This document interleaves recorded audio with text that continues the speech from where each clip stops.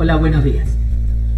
En esta última clase de entrepiso sin vigas vamos a desarrollar en la clase el ejemplo de predimensionado que ustedes tienen como ejemplo de cálculo en el blog, para explicar cuáles son los diferentes pasos que vamos siguiendo para el diseño y predimensionado de un entrepiso sin vigas. Suponemos en este caso un edificio de planta baja y 9 pisos, es decir que tenemos 10 losas. Vamos a considerar que es un edificio para oficinas, con lo cual las 10 losas las consideramos iguales, a pesar de que la losa de la terraza podría ser de un poco menor peso. Vamos a tomar entonces una losa en planta tipo y la repetiremos en todos los pisos. La planta del edificio tiene un sector de servicios con columnas y tabiques, como vemos aquí en azul, en la zona de escaleras y ascensores, y luego tiene una planta que proponemos sin vigas interiores porque van a funcionar oficinas que podrán tener diferentes características. Entonces, para no tener vigas que nos direccionen ubicaciones de tabique, planteamos un entrepiso sin vigas interiores. Vamos a diseñar ese entrepiso distribuyendo las columnas en el mismo de manera tal que, teniendo vigas de borde, podamos hacerlo de la forma estructuralmente más eficiente. Habíamos visto en la clase anterior que si las luces son iguales entre columnas, los tramos extremos generan un momento flector mayor que los tramos interiores. Por lo tanto, conviene, en la medida de lo posible, reducir la luz de los tramos extremos para que el momento en ellos sea igual al del momento de los tramos interiores, tanto los momentos positivos como los negativos sobre los apoyos. Ese valor de reducción estaba en el orden de un 83,33% la luz del tramo extremo respecto de los tramos interiores. Como en la dirección en X tenemos 16 metros de luz en total, vamos a suponer que allí tendremos 3 tramos, con lo cual hacemos una ecuación muy sencilla. Los dos tramos extremos valdrán 0,833 de Lx y el tramo interior va a valer Lx. Sumando en esta expresión tramo extremo, tramo interior y tramo extremo igual a 16 metros, podemos despejar el valor que debe tener Lx. Eso nos da un valor de Lx de 6 metros. El 83% de 6 metros aproximadamente es 5 metros. Quiere decir que en la dirección en X vamos a adoptar 3 tramos, de los cuales el primero y el tercero son de 5 metros de luz y el segundo de 6 metros de luz. En la dirección Y tenemos 20 metros en total, por lo cual vamos a suponer que existirán 4 tramos. Planteando de la misma manera la ecuación en la dirección Y con el 83% de LI en el tramo extremo inicial y el 83% de LI en el tramo extremo final, más LI y LI en los dos tramos interiores, nos va a quedar que la suma deberá ser 20 metros, con lo cual el valor de LI será igual a 20 dividido 3,66, sacando factor común en esta expresión, y eso nos queda que LI vale 5,46. El 83% de 5,46 nos daría 4,54 metros. Redondeando, adoptaremos en la dirección de Y el tramo extremo 1 y el tramo extremo 4, 4,50 metros, y los dos tramos interiores 5,50 metros. Nos queda entonces diseñado el entrepiso como lo vemos aquí en la figura. En la dirección X habíamos dicho 5, 6 y 5, y en la dirección Y 450, 550, 550 y 450. Tendremos columnas interiores circulares y las columnas en los bordes, alineadas con las columnas interiores, serán rectangulares en el espesor del muro de borde. Vamos a hacer el análisis de cargas. Primero debemos predimensionar la losa. La mayor luz de todas serían 6 metros, que es la luz interior en la dirección de X. Recordemos que en los entrepisos sin vigas, las mayores flexiones se van a dar justamente en los tramos de mayor luz.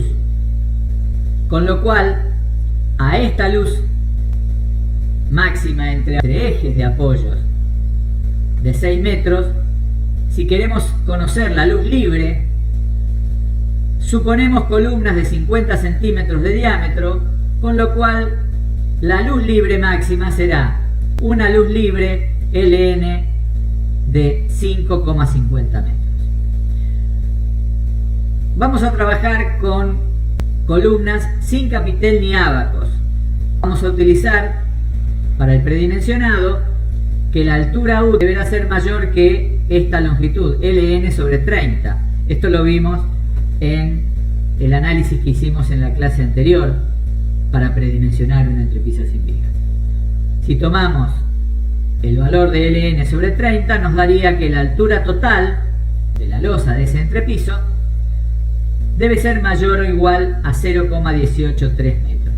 Vamos a adoptar como altura total de losa para todos los pisos 20 centímetros, es decir, 0,20 metros.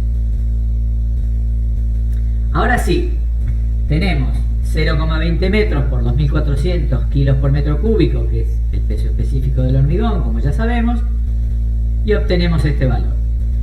Hacemos lo mismo que veníamos haciendo cuando calculábamos las losas y le agregamos un estimado de incidencia de tabiques, dado que, como es un edificio de oficina, no tenemos una ubicación exacta de los tabiques. Vamos a tratar de utilizar tabiques relativamente livianos, con lo cual, como máximo, podremos tener un estimado de 100 kilos por metro cuadrado en toda la losa como incidencia de los tabiques sobre el entrepiso. Esto nos da una carga permanente de 752 kilos por metro cuadrado. Como dijimos que se trata de oficinas, agregamos la sobrecarga que el reglamento nos da para oficinas de 250 y llegamos a una carga uniforme total de aproximadamente 1000 kilos sobre metro cuadrado, es decir, 1 tonelada sobre metro cuadrado. Vamos a ver ahora qué diámetro van a tener las columnas interiores en planta baja. Tomamos entonces la columna más solicitada. Esa columna tendrá una superficie tributaria que en la dirección de X su longitud será 3 más 2 metros 50, 5,50, y en la dirección de Y también 5,50. Superficie tributaria máxima 30,25 metros cuadrados. Como tenemos una carga de 1 tonelada por metro cuadrado, tenemos 30,25 toneladas como carga máxima sobre una columna interior en la planta tipo. Dijimos que en total teníamos 10 losas sobre la planta baja, por lo tanto multiplicamos este valor por 10 y nos queda que la carga máxima estimada sobre una columna interior en planta baja está en alrededor de 300 toneladas. Del modo que habíamos predimensionado columnas cuando estudiamos el tema, la carga máxima mayorada por el coeficiente de seguridad y dividido 1,3 por la tensión a rotura del hormigón, donde este 1,3 recordemos que era la incidencia de lo que toma el acero a compresión en la columna. De este modo nos da una superficie necesaria de hormigón de 0,4 41,5 metros cuadrados. Como es circular, el diámetro mínimo en planta baja nos da 0,73 metros. Por lo tanto, adoptamos para todas las columnas circulares en planta baja un diámetro de 75 centímetros. Vamos a ver ahora cuál sería el diámetro que tiene que tener la columna para cubrir los efectos del punzonado. Solamente utilizaremos caballetes de tipo constructivo para el punzonado, por lo tanto consideraremos que el punzonado lo resistiremos con las tensiones admisibles en el hormigón. Por propuesta de diseño arquitectónico no vamos a considerar ni ábacos ni capiteles, con lo cual la losa apoya directamente sobre la columna y en ese caso tendremos lo que llamamos diámetro crítico, un valor igual al diámetro de la columna más la mitad de la altura útil a cada lado de la columna en función de la línea de rotura supuesta para la losa. Eso nos da diámetro de la columna más h como diámetro crítico. El perímetro crítico va a ser igual a pi por el diámetro crítico. Y luego la tensión de punzonado es igual a una fuerza, la carga máxima que ya calculamos para la columna, dividido un área. El área no es otra cosa que ese perímetro crítico multiplicado por la altura útil de la losa. Por el tipo de hormigón con el que trabajamos, adoptamos una tensión admisible de punzonado de 7 kilos por centímetro cuadrado. La carga de la losa para una planta era de 30,25 toneladas. Despejamos de esta expresión cuál sería el perímetro crítico mínimo que podemos tener para absorber esta tensión admisible de punzonado. Despejando entonces de esta expresión el perímetro crítico, ese perímetro crítico nos da 240 centímetros. Con lo cual el diámetro crítico será igual al perímetro dividido pi, 76,4 centímetros. Finalmente, el diámetro de la columna mínimo será de 58 centímetros. Adoptaremos para los pisos superiores entonces un diámetro de columnas interiores de 60 centímetros. Es decir, que en planta baja nosotros precisamos, como vimos, un diámetro de columna de 75 centímetros. Ahí no vamos a tener problema de punzonado. Los problemas de punzonado los tenemos en los pisos superiores, porque la carga de punzonado siempre es la misma y es el valor de la carga de un piso. Con lo cual, en el piso superior, que es donde necesitamos menor sección de columna, porque la carga es baja, necesitaremos como mínimo 60 centímetros. Ahora vamos a ver esos 60 centímetros de diámetro, hasta qué piso, desde arriba hacia abajo, podremos considerarlo. Suponemos que ese diámetro de 60 centímetros lo tenemos desde el cuarto piso para arriba. En el cuarto piso tenemos una carga de 181 toneladas. Repetimos el procedimiento que hicimos para predimensionar en planta baja y vemos que en el cuarto piso necesitamos como mínimo un diámetro de 56 centímetros. Quiere decir que adoptamos esos 60 centímetros en el cuarto piso y de ahí para arriba seguirán siendo de 60 centímetros por razones de punzonado.